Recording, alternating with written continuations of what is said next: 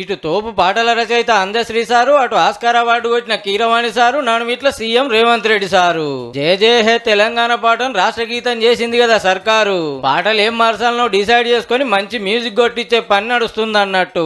మన వీరులను దలుచుకొని మన చరిత్రను యాద్ చేసి మన గొప్పతనం సాటింపేసే పాట ఇది. అయితే అప్పట్లో 10 జిల్లాలే ఉంటే ఇప్పుడు 33. దీనికి తగ్గట్టు మారుస్తుర్రు. మంచి మంచి పాటలకు చక్కటి సంగీతం ఇచ్చిన కీరవాణి సార్ తోటి ఆ పాటకు సప్పుడు కొట్టిస్తుర్రు అన్నట్టు.